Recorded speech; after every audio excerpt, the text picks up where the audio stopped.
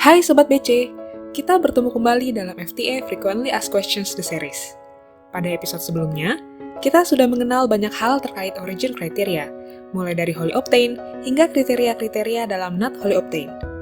Nah, kali ini kita akan menjawab pertanyaan mengenai kriteria lain dalam ROO, yaitu kriteria pengiriman atau consignment criteria.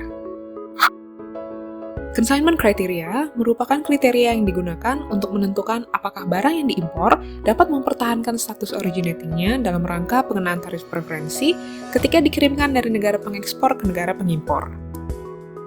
Bagaimana kondisi yang dikatakan memenuhi consignment criteria?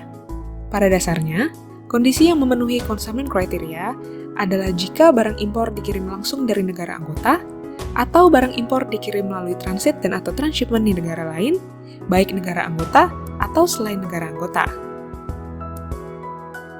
Perlu Sobat BC ingat bahwa apabila melalui transit dan atau transshipment, maka terdapat syarat teknis yang harus dipenuhi, yaitu bahwa transit dan atau transshipment dimaksud semata-mata ditujukan untuk alasan geografis atau pertimbangan khusus terkait persyaratan pengangkutan.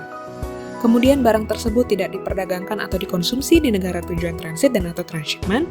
Dan yang terakhir, tidak ada proses produksi selain bongkar muat dan tindakan lain untuk menjaga agar barang tetap dalam kondisi yang baik. Kita sudah mengetahui kondisi-kondisi yang dikatakan memenuhi consignment criteria. Lalu bagaimana cara membuktikan bahwa barang impor tersebut sudah memenuhi kondisi-kondisi tadi? Perlu Sobat BC ketahui, untuk dapat membuktikan bahwa barang impor telah memenuhi consignment criteria, maka importir harus menyerahkan dokumen pembuktian. Ketentuan terkait skema transit dan atau transshipment, serta dokumen pembuktian tadi, berbeda-beda sesuai dengan yang dipersyaratkan oleh masing-masing FTA. Agar lebih mudah memahami, yuk kita lihat contoh dokumen pembuktian yang dipersyaratkan dalam ACFTA. Nah, dokumen pembuktian consignment criteria dalam hal transit dan atau transshipment di negara selain negara anggota berupa through bill of lading atau dokumen pengangkutan lainnya yang diterbitkan di negara anggota pengekspor. Dokumen ini menunjukkan keseluruhan rute perjalanan dari negara anggota pengekspor, termasuk kegiatan transit dan atau transshipment, sampai ke negara pengimpor. Kemudian, SKA Form E yang diterbitkan oleh instansi penerbit SKA. Invoice, dan dokumen pendukung yang dapat membuktikan kondisi-kondisi dalam rangka transit dan atau transshipment yang sudah kita pahami sebelumnya. Namun, sekali lagi, persyaratan untuk setiap FTA itu berbeda-beda loh Sobat BC. Mari kita lihat contoh di FTA lain, yaitu AJCEP.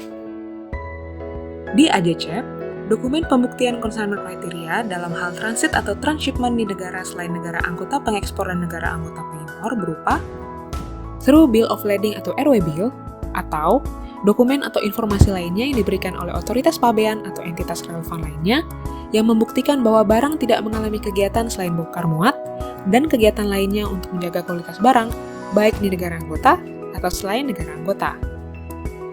Oleh karena itu, Sobat BC perlu memahami dokumen-dokumen apa saja yang dipersyaratkan di dalam masing-masing FTA ya, karena sekali lagi, persyaratan dokumen consignment criteria dalam setiap FTA itu berbeda-beda.